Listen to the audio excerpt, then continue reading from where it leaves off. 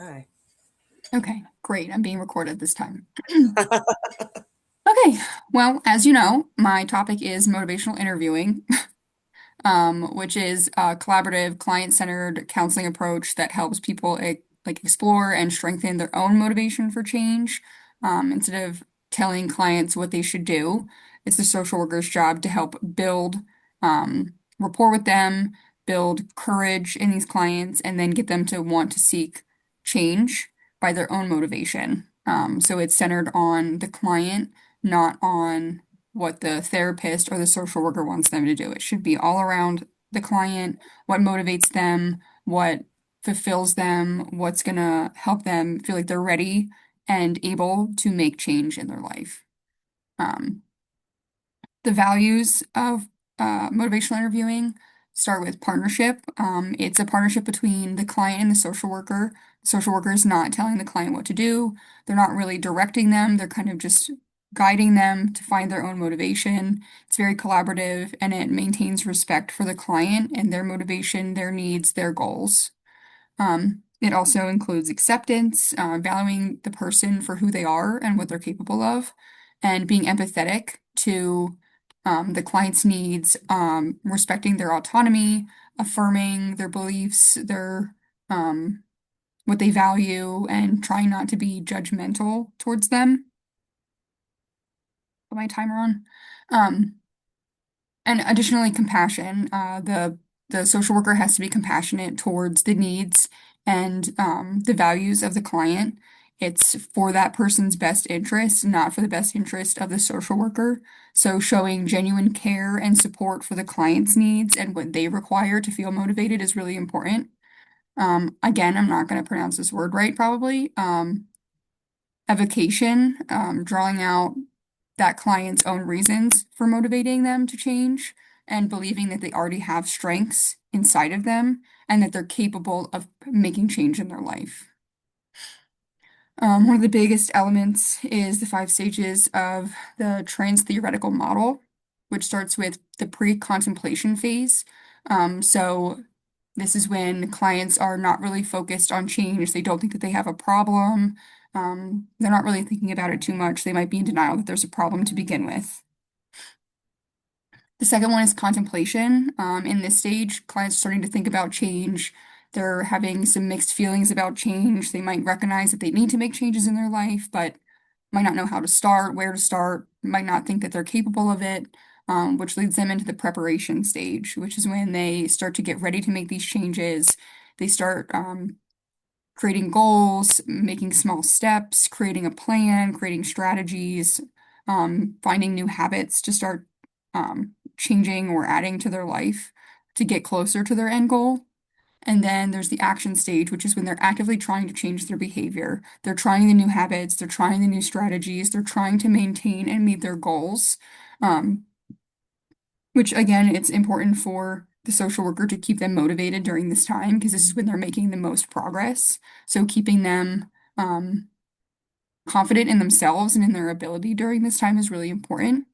And then there's the maintenance stage, which is the client's keeping the change going, they're meeting their goals, they're not avoiding meeting their goals, and they're really trying to work on it, and they're trying not to slide back into old habits. Um, which is hard, and you can drop from the maintenance stage back down to one of the other stages. And it's the social worker's job and through their guidance to help you get back into the maintenance stage where you're back on track, trying not to go backwards again. Um, an element that's used a lot is ORS. O is for open-ended questions, asking questions that require more than a yes or no answer. A, affirmations, putting out the strengths in the client and trying to be more strengths based. What are they doing well? What goals have they achieved? What like strengths have they been showing throughout their challenges, trying to meet these goals and recognizing that so that they feel like they're being seen, they're moving forward, and they know that you know they're moving forward, which could help increase their courage and their strength. The next one is R, for reflective listening, just kind of like repeating back to the client what was heard. what was said by the client, what motivates them, their values, their beliefs, and making sure that the client understands that they're listening, they're paying attention, and that they care. And then there's S, which is summary, wrapping up main points, giving a summary of what that client told you, making sure that they know that you not only know what they said, but understand what they're telling you, because that's really important. It's centered around the client, it's based off what the client values. And if they feel like the social worker doesn't understand them, they're going to lose courage. They're going to feel powerless. They're probably not going to feel like they're going to make any difference. They're not going to feel like they can make changes. They need to really have that like partnership and that like we're going to do it together and we're going to figure out what path you need to go down. Another element is the rolling with resistance strategies. So the first one is scared, which starts with shifting focus, coming alongside, acknowledging the client's perspective, agreement, and adding to reflection with a direction. R is reframing, E, emphasizing personal control, and D, disclosing personal feelings, which usually they tell people to not disclose your personal feelings, but in this case, it's helpful because it builds rapport and lets the client know that you're paying attention to them and that you're there with them. That it's not just them doing all this work and they're not being recognized or not feeling seen or heard, that you're right there with them. If they are talking about something and the social worker kind of gets ahead of them, acknowledging as a social worker, like I skipped ahead a little bit, like my apologies, let's go back to where you were. Like acknowledging that and that they might have made a mistake.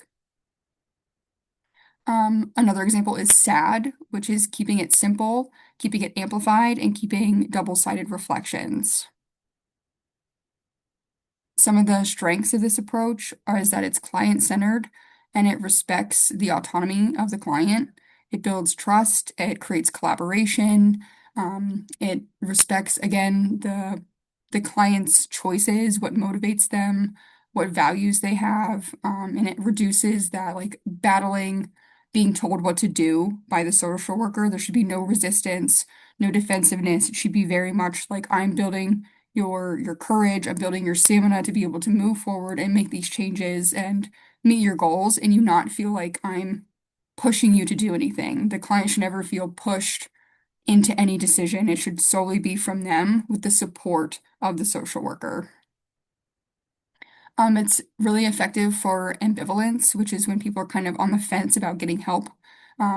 They might acknowledge that they need help, but they might not really want to make the changes or might think that they're not capable of them. So it makes it easier for them to explore their own reasons for change and for the social worker to keep it on what they appreciate and what's going to help them as the client. And it really is helpful for people that are not feeling very ready for change and might struggle to get motivated to begin with. This process helps them get motivated. If they don't want to get help, then they're not going to. If there's a little bit left that they want to get help, this can help nudge them in the right direction.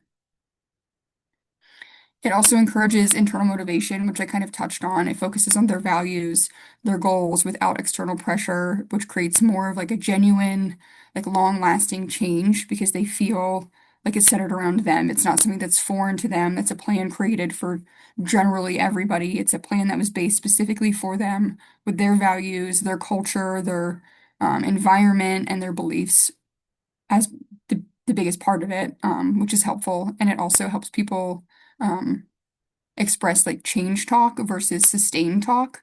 So talking about like what can we do to create change in ourselves instead of being stuck on what's going on now. I already said it was strengths based. It highlights the abilities of the client and not their deficits.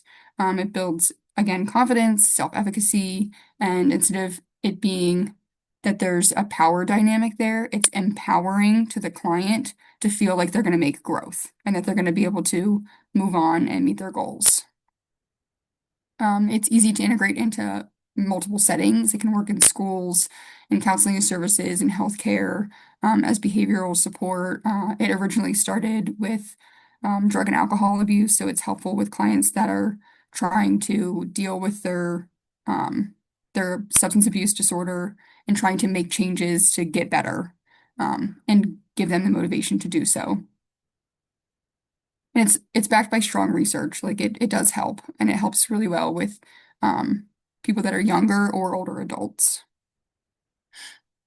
Some of the weaknesses of it is that different practitioners or social workers can change the way that it's used. So some practitioners might be better at using it than others because they're more flexible, they're more understanding of the client's needs, of their values, where somebody else might be a little bit more um, strict, a little bit more rigid, and might not be able to use this approach to the best of its ability.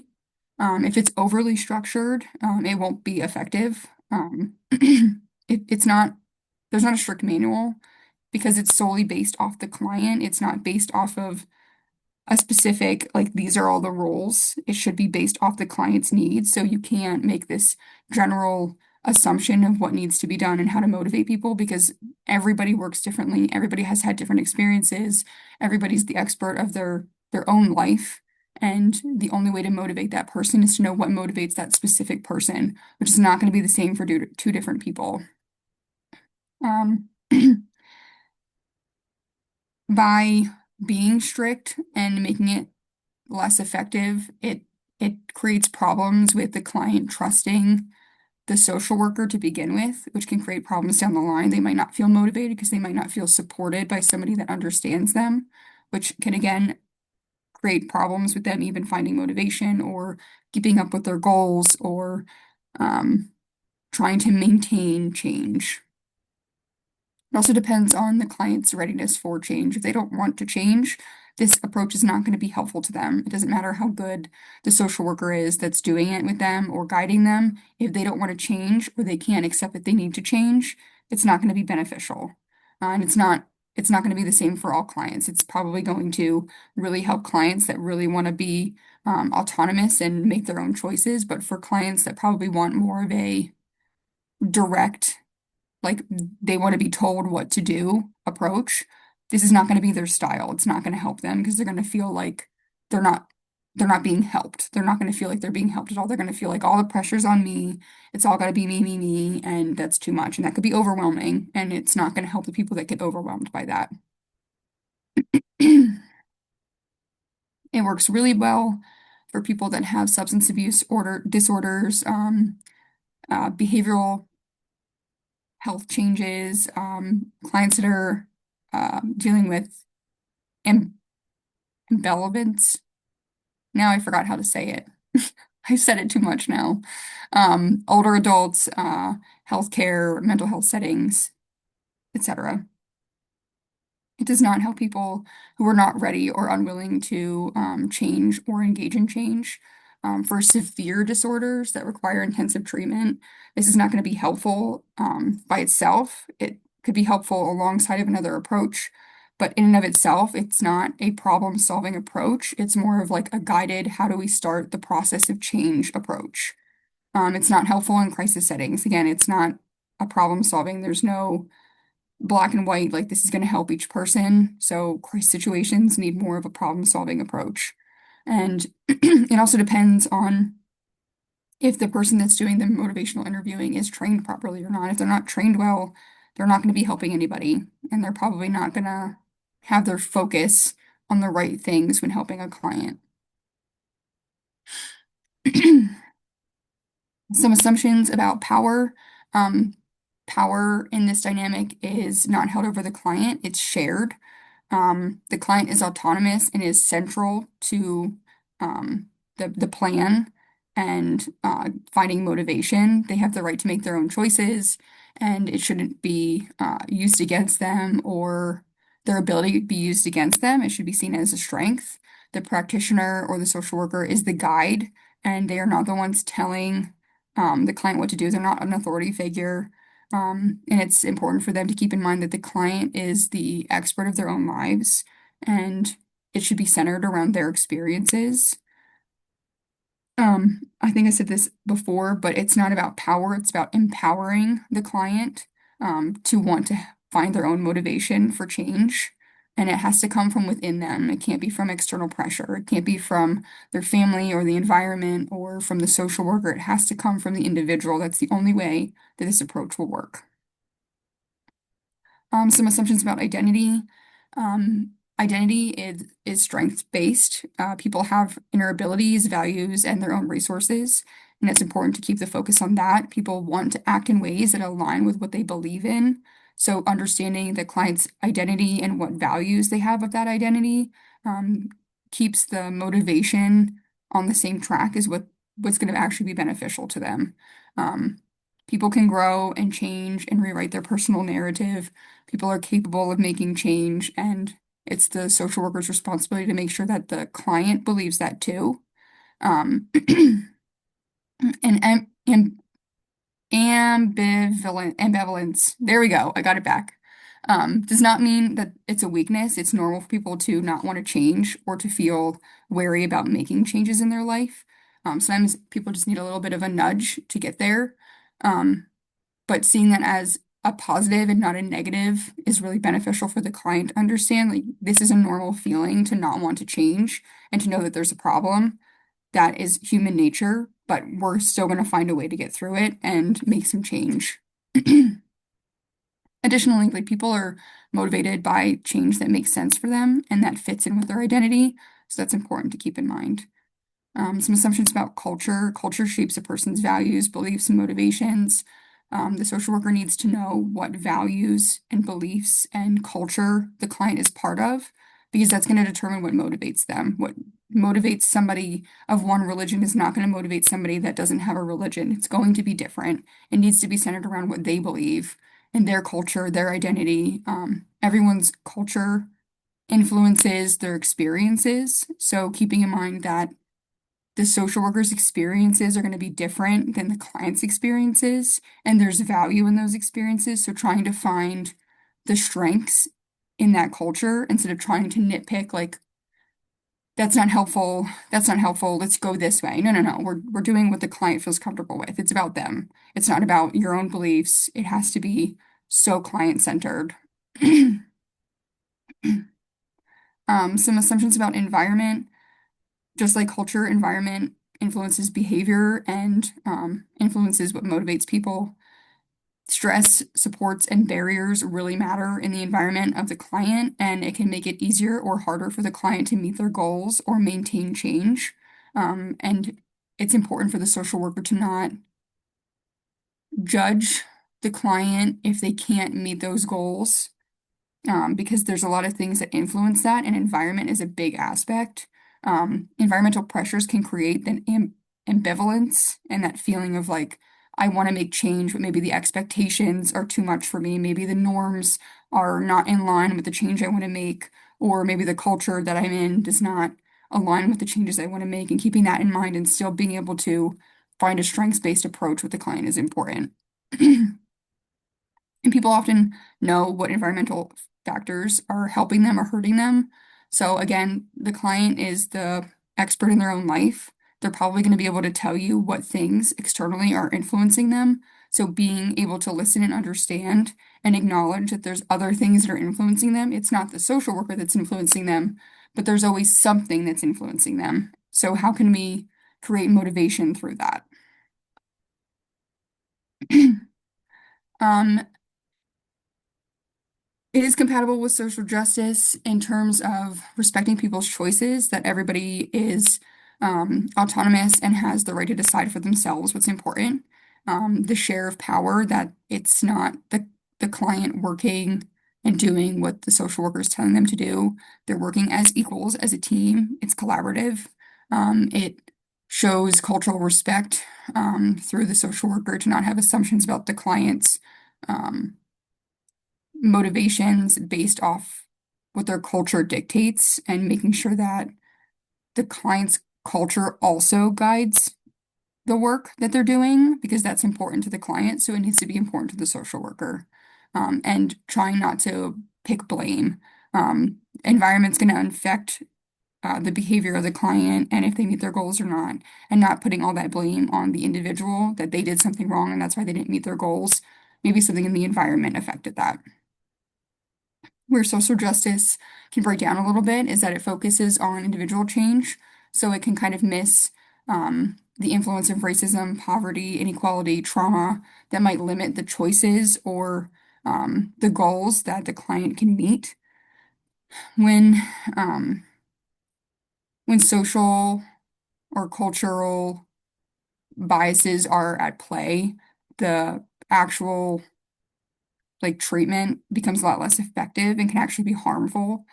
So it's important for the social worker to not use their own biases in terms of treatment.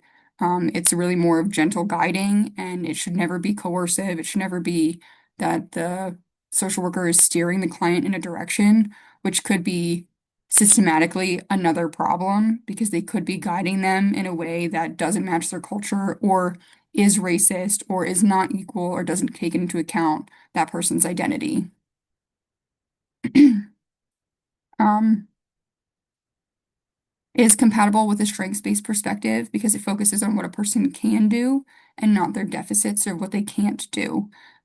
It has to believe that people have strengths and inner resources within themselves and that they are able to make change and find the motivation to make change and to keep on changing after they've started, to like stay in that like I'm doing it. I'm going to stick with it. I'm going to try not to slide back into old habits. It builds on people's personal values and abilities, what matters to them without outside pressure.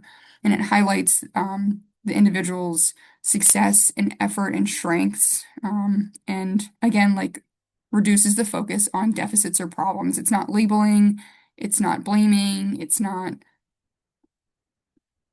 I don't know, stigmatizing. It's fully like the strength of the client. Some things are that are limited in the strengths-based approach is that it overlooks real problems. It can focus on strengths and kind of not focus on issues that might need direct attention, which is why it's not necessarily beneficial to only do motivational interviewing when there's underlying problems going on. There probably needs to be some other kind of treatment going on. It can ignore systemic barriers. The strengths approach can't really overcome racism, poverty, or trauma. It can give us a direction to go, but can't fix those problems. It's not a problem-solving approach. And sometimes if it's overly positive and too strengths-based, it's hard to have these deep conversations. You're not going to talk about the deep stuff. You're not going to talk about the hard conversations, the hard stuff. You're going to keep it more light, and you could be missing a lot that's going on under the surface that probably does need attention. And it assumes that people know their strengths and are willing to find what motivates them. And sometimes people don't know that, especially clients with a lot of trauma can struggle to identify their strengths without somebody telling them. But it's also not the social worker's responsibility or job to be telling the client who they are and what they value. That has to come from the client. So it can get a little tricky when the client doesn't actually know what their strengths are. So it's something that needs to be worked out. I'm gonna quickly go over this. I found an article from Nina Kirichow and Henry Smith that was a critical analysis of motivational learning or motivational interviewing with children and family social work. Um, in this article, the authors critiqued motivational interviewing in children and family social work because they argue that although motivational interviewing assumes that people can make choices and take action, there are some families that can't, and this could be due to poverty, inequality, insta housing instability, or other structural forces that could limit what's realistically possible for that client or the family. Um, I mentioned this the first time, but like if a family's not or a family member's not able to make it to an AA meeting, it might not be because they just didn't want to go to the AA meeting. It might be because they didn't have the transportation to get there. Maybe public transportation was closed for the day or something happened, or they couldn't find childcare for the day. Like there's a lot of other things going on that are to blame for the reason that the goals weren't being met. That's not the individual. And that can create some unfair expectations for a family. And it shifts responsibility from environmental factors to the family, which it's not helping them. It's going to make them feel unmotivated. It's going to make them uncompliant, and it could lower their ability to have motivation and also have like the courage to keep trying. That was pretty quick, but we'll move on to questions. Okay. So, in what ways could a practitioner's own biases, cultural assumptions, or preferred outcomes subtly influence the motivational interviewing process, even when they believe they are honoring client autonomy?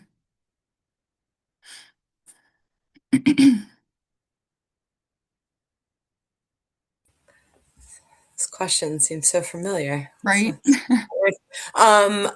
So I think my response would be, if the clinician in providing those summaries and reflections as part of the OR model, if they misunderstand through, a lack of cultural competence or understanding, if they, bounce those ideas back to the client and they're like completely way off, that can result in, a lack of trust.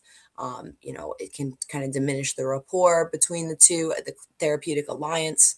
And just a lack of respect. It's like I spoke at you this whole time, and that's what you thought I said. Like, you know what I mean? So, I think that's where there's room for error. Yeah, absolutely. I think I've mentioned before how like this that can be very detrimental when it comes to helping the clients, especially whenever this method specifically is used for the harder to engage clients, especially at the beginning of the beginning phases of introduction. I just lost my train of thought. It's okay, maybe it'll come back. It can be detrimental to the client to For judge. any and this approach is for harder to engage clients. And just I guess, oh wow, I just lost it. That's okay. If it Well, comes back, let me know. I was gonna Um, say, and I feel like maybe it was like hard, like when you're saying like harder to engage clients or like clients that aren't really super receptive, that whole trust piece might be really important with them.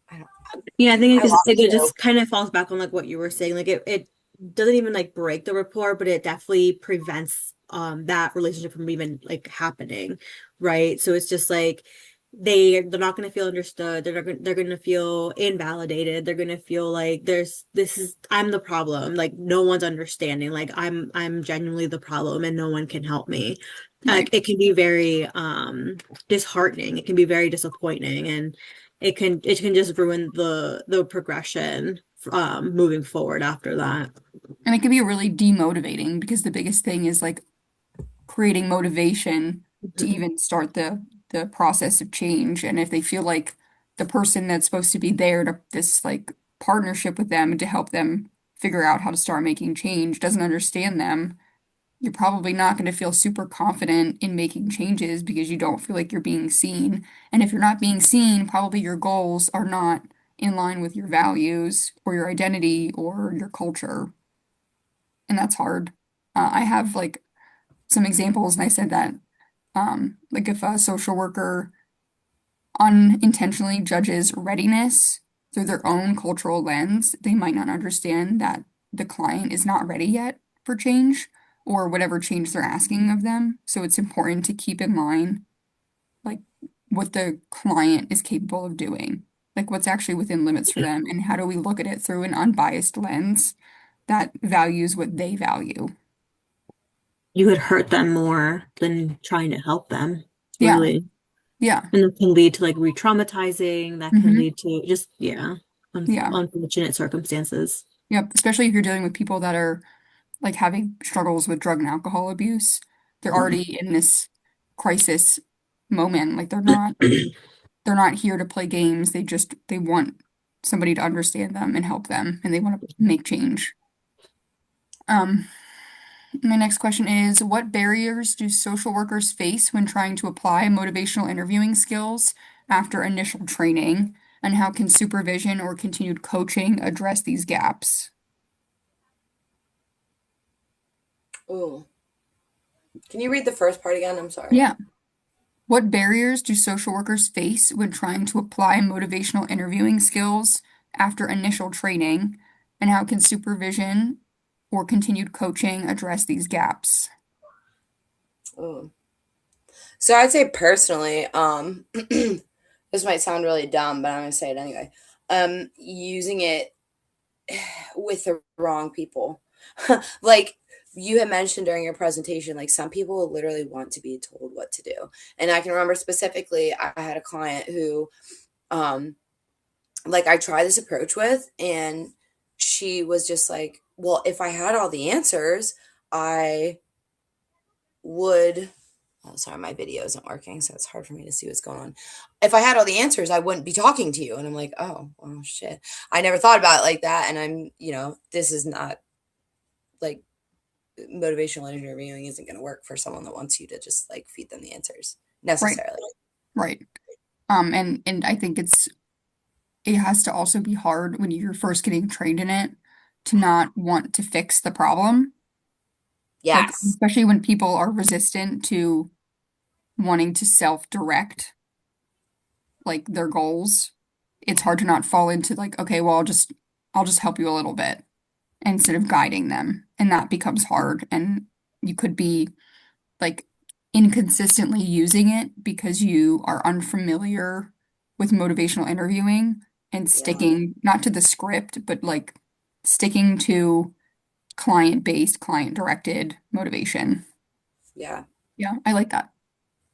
I think what could sort of kind of like what you said just kind of reminded me too. Like it's also like it time constraints too, depending on Hmm. the client, right? Like, for example, I think this is also mentioned for children and adolescents who are in schools, right? Hmm. Like they have those time constraints or those time frames where they have to meet certain goals within certain time periods. And then if you're referring to like a program or like an agency, like each agency has their own policies and their own expectations and their own standards too. And that could also be a factor where it can be a barrier. Yeah. Yeah. And Mhm. or if you're feeling rushed or just trying to like solve it for them or Yeah. be done with it. And if you're new, you might feel less confident and be more willing to, I don't know, fall into these like little traps of not being consistent because you're on a time limit, because you're in a rush, because you're just trying to fit it into your real life example, not the